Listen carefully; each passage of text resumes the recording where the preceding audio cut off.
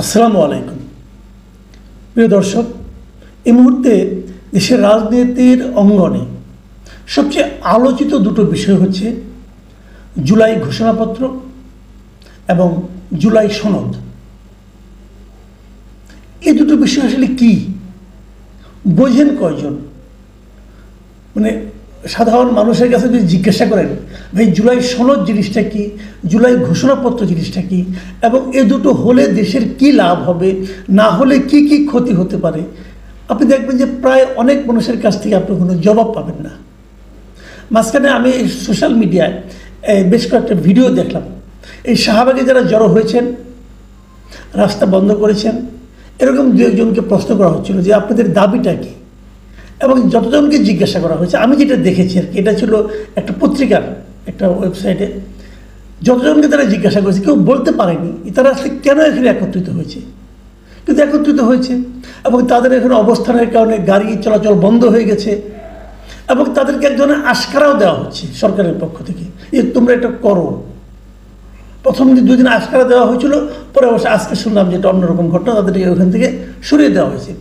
আগামীকাল শহীদ মিনারে এনসিপি যাবে এবং এনসিপি তারা সেখানে নাকি নতুন বাংলাদেশের ইশতেহার ঘোষণা করবে। কি নতুন বাংলাদেশ? আজকে থেকে 1 বছর আগের পূর্ববর্তী যে সরকার ছিল তারা দেশ ছেড়ে চলে গেছে, গণ অভ্যুত্থানের মুখে তারা দেশ ছাড়তে বাধ্য হয়েছে। এখন 1 বছর পরে এসে নতুন বাংলাদেশের ইশতেহার ঘোষণা করতে চাচ্ছে এনসিপি। এনসিপি হলো সেই রাজনৈতিক দল যাদের এখনো নিবন্ধনই হয় নাই। ছাত্ররা যে দলটা করেছে তারা ইশতেহার ঘোষণা করবে। হ্যাঁ, যে কোনো রাজনৈতিক দলই তো ইশতেহার ঘোষণা করতে পারে, আপনিও পারেন একটা করতে, আমিও পারি একটা, অসুবিধাটা কি করেন। কিন্তু এনসিপি এমন একটা রাজনৈতিক দল যে তাদের এই ইশতেহার ঘোষণাকে একদম গুরুত্বও দেওয়া হবে। আমি আপনাকে কোনো গুরুত্ব দেওয়া হবে না, কারণ তারা আসলে ভার্চুয়ালি তারা সরকারি দল। সরকার যা কিছু চায় তারা তাদের মাধ্যমে প্রকাশ করে এবং একটা নাটক করে যে প্রেশার দিলাম, মানে রাস্তা বন্ধ করলাম, তারপর সরকার সেটা মেনে নেয়, যেরকম নাকি আওয়ামী লীগের কার্যক্রম নিষিদ্ধ করার ক্ষেত্রে হয়েছিল। মানে ওই কাজটা যে কত বড় সুইসাইডাল হয়েছিল এটা জাতি এবং এই সরকার কিছুদিন পরে টের পাবে। যাক, সেটা অন্য প্রসঙ্গ, ওই আলোচনায় আপাতত যাচ্ছি না। এখন এটা নিয়ে বলছি, আমি খুব ক্যাটাগরিক্যালি বলি জিনিস দুটো কী। প্রথমত, জুলাই ঘোষণাপত্র হচ্ছে গত জুলাই মাসে তারা যে কাজগুলো করেছিল, জুলাই মাসে এই দেশের মানুষ যে কাজগুলো করেছিল, সরকারকে আপনার বিতাড়িত করার ক্ষেত্রে সরকারের বিরুদ্ধে যে অভ্যুত্থানটা হয়েছিল, সেই অভ্যুত্থানে যে সমস্ত কর্মকাণ্ড ঘটেছিল, সেই সমস্ত কর্মকাণ্ডের একটা আনুষ্ঠানিক স্বীকৃতি। এই হলো পরিষ্কার কথা। যেমন ধরা যাক, সেই আন্দোলনের সময় অনেক কিছু ঘটনায় ঘটেছিল যা নাকি স্বাভাবিক সময়ে করাটা আইন বহির্ভূত হবে, আইনের লঙ্ঘন হবে। তো ওই আইনের লঙ্ঘনগুলো না করলে একটা সরকারকে কি আপনি তাড়াতে পারতেন না। তো সেই যে কাজগুলো, সেই কাজগুলোর এক ধরনের বৈধতা দিতে হবে। না দিলে পর ধরেন আজকের থেকে 10 বছর 20 বছর পর হয়তো এমন একটা সরকার এলো যারা নাকি ওই কাজগুলোকে সঠিক বলে মানতে চায় না, তখন তারা ওই কাজগুলো যারা করেছিল তাদের বিচারের আওতায় আনবে এবং বিচার হবে। এই জায়গাটা থেকে এক ধরনের আপনার এর হাত থেকে বাঁচার জন্য এক ধরনের ইনডেমনিটি বলতে পারেন, এক ধরনের রাষ্ট্রীয় স্বীকৃতি বলতে পারেন, সেটা হলো জুলাই ঘোষণাপত্র। এই জিনিসটার দাবি করছে। এটা হতে পারে, আমি নিজেও এটা মনে করি হওয়া উচিত। কারণ দেখুন, আমরা যখন স্বাধীনতা যুদ্ধ করি 71 সালে আমাদের দেশের যারা আর্মি ছিল, পুলিশ ছিল, তারা তো বিদ্রোহ করে যুদ্ধ ঘোষণা করেছিল। যদি ওই যুদ্ধে আমরা হেরে যেতাম, যদি স্বাধীনতা অর্জিত না হতো, তাহলে ওই আর্মি পুলিশের কি বিচার হতো না? তখন কিন্তু তাদের দেশদ্রোহ মামলায় বিচার হতো। কিন্তু যেহেতু আমরা জিতেছি, অতএব এটা কিছু হয়নি। এবারে কিন্তু এই একই রকম একটা সরকারের বিরুদ্ধে যখন গণ অভ্যুত্থান হয়, তখন তো আইন অমান্য হয় এবং এই আইন অমান্যগুলি তো অপরাধ এক ধরনের ওই সরকারের বিবেচনায়।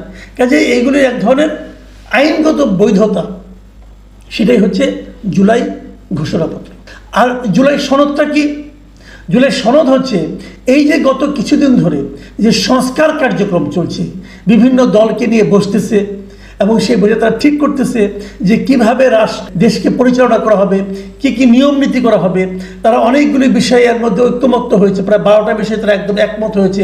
কীভাবে রাষ্ট্রপতি নির্বাচন করা হবে, কীভাবে ইলেকশন কমিশনার নির্বাচন করা হবে, এই যে বিষয়গুলো, এই বিষয়গুলোকে বলা হচ্ছে জুলাই সনদ। এখন এগুলো ঠিক আছে, এগুলো নিয়ে কোনো আপত্তি নেই। প্রশ্নটা হচ্ছে এই বিষয়গুলোকে নিয়ে এখন এই বিষয়গুলো কীভাবে বাস্তবায়ন করবেন আপনি, এই বাস্তবায়ন নিয়ে প্রশ্ন। এনসিপি এরা দাবি করছে যে জুলাই সনদ, জুলাই অভ্যুত্থান, জুলাই ঘোষণাপত্র এগুলো সংবিধানের মধ্যে ঢোকাতে হবে। মানে নতুন যে সংবিধান হবে সেই সংবিধানের যে প্রস্তাবনা থাকবে সেই প্রস্তাবনায় জুলাই ঘোষণাপত্র সংযুক্ত করতে হবে। বিএনপি বলছে এটা সংবিধানে সংযুক্ত করা বিষয় নয়, এটা সংবিধানের পার্ট না। আমাদের স্বাধীনতা যে সংগ্রাম ছিল 1971 সালের, তারও কিন্তু একটা ঘোষণাপত্র ছিল। তার ওই ঘোষণাপত্র কিন্তু সংবিধানের অংশ হয়নি, বরং সেটা সংবিধানের পেছনে জুড়ে দেওয়া হয়েছে। একটা তফসিল, যেটা আমাদের একটা তফসিল থাকে, কিন্তু অনেকগুলো তফসিল থাকে, সেরকম একটা তফসিল হিসেবে জুড়ে দেওয়া হয়েছে। এবং বিএনপি বলছে জুলাই ঘোষণাপত্রকে সেভাবে জুড়ে দেওয়া যায়, সংবিধানের পার্ট করা যাবে না। এটা নিয়ে বিরোধ, এবং এই বিরোধ মানে এনসিপি অথবা তাদের যে কথাবার্তা শুনছি এতে মনে হচ্ছে না তারা এই বিরোধকে সহজে তারা মিটাবে, তারা এটা সংবিধানের অংশই করতে চাচ্ছে। আচ্ছা, এখন দ্বিতীয় প্রশ্ন হল জুলাই সনদ যেটা হবে সেই সনদটা কীভাবে বাস্তবায়ন হবে, এটা নিয়েও কিন্তু এক ধরনের বিতর্ক আছে। বিএনপি চাচ্ছে যে আগামীতে যখন জাতীয় সংসদ হবে, নতুন যে সরকার আসবে, সেই জাতীয় সংসদের মধ্যে এগুলো নিয়ে আলোচনা হবে এবং তারপর সেগুলি সেখানে বাস্তবায়ন হবে। এটা বিএনপি চায়। হয়তো এখন তারা অঙ্গীকার করে রাখবে সংসদে এটাকে তারা বাস্তবায়ন করবে, এটা চায়। কিন্তু জামাতে ইসলাম তারা বলছে না, এটা গণভোট কিংবা অধ্যাদেশের মাধ্যমে এই সংস্কারগুলিকে একটা আইনি ভিত্তি দিতে হবে। আর এনসিপি বলছে যদি আপনি গণভোট নাও করতে পারেন তাহলে অন্তত প্রেসিডেন্টের লিগ্যাল ফ্রেমওয়ার্ক অর্ডারের মাধ্যমে এই জুলাই সনদের একটা আইনি ভিত্তি দিতে হবে। মোটামুটি আমি দুটো ধারণা আপনাদেরকে দিলাম। এর মাঝে আবার আগামীকালকে যেটা বলছে যে এনসিপি তারা নতুন বাংলাদেশের ইশতেহার ঘোষণা করবে। ভাই, এখন আমি একটা বেসিক কথা বলি, এই যে ঘোষণা করবেন, হ্যান করবেন, ত্যান করবেন, এগুলোর কার্যকারিতা কি? আপনি ইশতেহার ঘোষণা করলেন, আপনি হবেটা কি? এটাতে আমরা কি করব? এই ইশতেহার মানে কি? আপনারা কিভাবে দেশটা দেখতে চান, দেশটাকে? যে অনেক সময় দেখবেন আপনার ম্যানিফেস্টো ঘোষণা করে, ওইটাই ইশতেহার। যে যখন ইলেকশন করবেন, ইলেকশনে যদি আপনি জেতেন তাহলে আপনি কি করবেন না করবেন, এটা হলো আপনার একটা নির্বাচনী ইশতেহার। তো ওনারা ইশতেহার ঘোষণা করবেন, ওনারা যদি ক্ষমতায় যান তাহলে করেন। কিন্তু যদি ক্ষমতায় জামাতে ইসলাম যায় অথবা ক্ষমতায় বিএনপি যায়, তারা এনসিপির যে ইশতেহার এটাকে গ্রহণ করবে কেন? এই বিষয়গুলো না আমার কাছে ক্লিয়ার হয় না, আমি ক্লিয়ার ঠিক বুঝতে পারি না। আমি আবার আরেকটা কথাও বলি, এই কথাটা আমি অত্যন্ত গুরুত্বপূর্ণ মনে করি। দেখবেন আমাদের এখানে অনেক গণ অভ্যুত্থান হয়েছে, অনেক হত্যাযজ্ঞ হয়েছে, অনেক রাজনৈতিক পট পরিবর্তন হয়েছে, এদেশে বহুবার হয়েছে। বঙ্গবন্ধুকে 75 হত্যা করা হয়েছে, জিয়াউর রহমানকে হত্যা করা হয়েছে, আবার এরশাদকে ক্ষমতাচ্যুত করা হয়েছে। এই সবগুলোই কিন্তু প্রচলিত আইনের বাইরে যে করা হয়েছে। বিচার হয়েছে কয়টার? অথবা এগুলোর বিচার থামানোর চেষ্টা হয়েছে কয়বার? দেখুন, জিয়া হত্যার কিন্তু বিচার হয়েছে, এটা এরশাদ করেছে, কিন্তু অনেকে মনে করেন সেটা সঠিক বিচার হয়নি। এরশাদ ওই বিচারের নামে কিছু মুক্তিযোদ্ধা সেনা কর্মকর্তাকে ফাঁসিতে ঝুলিয়ে দিয়েছেন। আওয়ামী লীগ কী করেছে? বঙ্গবন্ধু হত্যা যেটা হয়েছিল সেই হত্যার সময় যারা এই হত্যাটা করেছিল, যে সামরিক কর্মকর্তারা হত্যা করেছিল, তাদেরকে বিচারের হাত থেকে রক্ষা করার জন্য কিন্তু একটা ইনডেমনিটি দেওয়া হয়েছিল। মানে এদের কোনো বিচার করা যাবে না। এটা কিন্তু জিয়াউর রহমান সাহেব দিয়েছে, জিয়াউর রহমানের সংসদে এটা পাশ হয়েছিল। প্রথমে অধ্যাদেশ হয়েছিল, পরে সেটা সংসদে পাশ হয়েছিল যে তাদের কোনো বিচার করা যাবে না। ইনডেমনিটি মানে কি? সংবিধানের অংশ হয়ে গিয়েছিল। তো সংবিধানের অংশ হওয়ার পরও তাদেরকে বিচার হয়নি? হয়েছে তো। তারা যখন এই কাজগুলি করেছে ওই সময় কিন্তু আওয়ামী লীগ মাঠে ছিল না, আওয়ামী লীগের কাউকে খুঁজে পাওয়া যায়নি বঙ্গবন্ধু হত্যার পরে। এবং ওই সময় এই লোকগুলিকে অনেকটা জাতীয় বীরের মর্যাদাও দেওয়া হয়েছিল। এবং পরবর্তীতে যে সরকার, মানে ওদের এই ঘটনার কারণে যারা বেনিফিশিয়ারি হয়েছিল, বিশেষ করে জিয়াউর রহমান এবং তার দল যারা ছিল, তারা কিন্তু এই লোকগুলিকে পুরস্কৃত করেছেন। এবং করার পর তারপরও কি এই ইনডেমনিটি প্রাপ্ত ব্যক্তিদের বিচার হয়নি? হয়েছে। আওয়ামী লীগ ক্ষমতায় এসে ঠিক তাদের বিচার করেছে, ফাঁসির রায় হয়েছে, অনেককে বিদেশ থেকে উড়িয়ে এনে ধরে এনে ফাঁসিতে ঝোলানো হয়েছে, যে কজনকে ধরা পড়েছে তাদেরকে ফাঁসি হয়েছে। এবং সেই বিচারের সময় বিএনপি তাদের প্রতিবাদ করেছিল যে এই বিচার করা যাবে না, না করে নাই, করে নাই।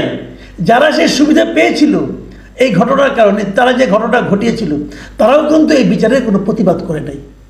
এটাই হয় বাস্তবতা। তো আমি এই কথাটা বললাম মানে এদের ক্ষেত্রে তাই হবে আমি তা বলছি না, কিন্তু আমি বলছি যে এই সমস্ত ঘোষণা এবং এটাকে অমুক জায়গায় ঢুকাতে হবে, এইগুলি কোনো কিছুই আসলে কিন্তু আপনাকে রক্ষা কবচ নয়। রক্ষা কবচ কোনটা সেটা আমি বলি। রক্ষা কবচ হলো আপনারা যদি এই বিষয়গুলো নিয়ে জনগণের কাছে যেতে পারেন, যদি জনগণ আপনাকে গ্রহণ করে, গায়ের জোরে না, পাওয়ার দেখিয়ে না, ভালোবাসা দিয়ে কাজের মাধ্যমে। দেখুন ফারুক রশিদ ওনারা বঙ্গবন্ধুকে হত্যা করেছিলেন, ওনারা কিন্তু একটা পার্টিও করেছিলেন, সেই পার্টির নাম ছিল ফ্রিডম পার্টি। ফ্রিডম পার্টি কিন্তু জনগণের কাছে যেতে পারে নাই, এবং যেতে পারে নাই বলেই তারা কিন্তু হারিয়ে গেছে, এবং তাদেরকে যখন মৃত্যুদণ্ড দেওয়া হয়েছে তখন ফ্রিডম পার্টি কোনো প্রতিবাদ করতে পারেনি। আবার দেখুন, আমি যদি বঙ্গবন্ধু হত্যাকাণ্ডের বেনিফিশিয়ারি হিসাবে জিয়াউর রহমানকে ধরি অথবা বিএনপিকে ধরি, তাহলে কি হচ্ছে, বিএনপি কিন্তু একটা বড় দল হওয়ার কারণে, জনগণের সঙ্গে সম্পৃক্ত হওয়ার কারণে বিএনপি কিন্তু বহাল তবিয়তে টিকে আছে। গত 15 বছর বিএনপিকে নিশ্চিহ্ন করার জন্য আওয়ামী লীগ কী না করেছে, তারপরও বিএনপিকে নিশ্চিহ্ন করা যায়নি। জামাত ইসলামকেও নিশ্চিহ্ন করা যায়নি। কেন যায়নি? কারণ জামাতও জনগণের সঙ্গে তার মতো করে যতটুকু সম্ভব তারা সম্পৃক্ত হতে পেরেছে। এই জনগণের সম্পৃক্ততা হলো সবচেয়ে বড় ইনডেমনিটি। সেটা করার চেষ্টা করুন। ওটা আইন হলো নাকি তফসিল হলো নাকি সংবিধানের পার্ট হলো, ভাই এতে কিচ্ছু যায় আসে না, এতে কিচ্ছু যায় আসে না। যায় আসে জনগণের সঙ্গে কতটা সম্পৃক্ত হতে পারলেন, জনগণ আপনাদেরকে কতটা আপন করে নিল। একটা কথা মনে রাখবেন, গত অগাস্টের পর জনগণ কিন্তু এই বৈষম্যবিরোধী ছাত্র আন্দোলনের যারা সামনের দিকে আছেন, এদের প্রায় অনেককেই তারা কিন্তু আপন করে নিয়েছিল, নিজের মনে করে নিয়েছিল। সেই জায়গায় আপনারা থাকতে পারেননি আপনাদের আচরণের কারণে, আপনাদের কর্মকাণ্ডের কারণে। এখনও সময় আছে। আপনারা এর মাঝখানে একটা ভালো কাজ করেছেন, সেটা কি জুলাই পদযাত্রা করেছেন, সারা দেশে গেছেন, আপনারা মানুষকে সম্পৃক্ত করার চেষ্টা করেন। 2-1টা ঘটনা বাদে গোপালগঞ্জে এবং কক্সবাজারে, এবং আবার দেখলাম ইয়েতে আরেকটা জায়গায় আপনারা করেছেন এরকমভাবে নেত্রকোনায়। মানুষকে খেপিয়ে দিয়ে কোনো লাভ নাই, মানুষকে গ্রহণ করার চেষ্টা, অ্যাকোমোডেট করার চেষ্টা করুন। সেক্ষেত্রে মানুষ আপনাদের উদারনৈতিক এই দৃষ্টিভঙ্গিকে ভালোভাবে নেবে। প্রতিহিংসামূলক দৃষ্টিভঙ্গিকে মানুষ ভালোভাবে নেয় না, এটা বাঙালির কেউ নেয় না, এই দেশের লোকজন নেয় না এটা। এই জিনিসটা মাথায় রেখে আপনারা অগ্রসর হন। তারপরেও আমরা দেখতে চাই যে কি আসে নতুন বাংলাদেশের ইশতেহারে, আমরা দেখতে চাই কি আসে সরকার যেটা 5 তারিখে ঘোষণা করতে যাচ্ছে জুলাই ঘোষণাপত্রে। প্রিয় দর্শক, এখন এ পর্যন্তই। আল্লাহ হাফেজ।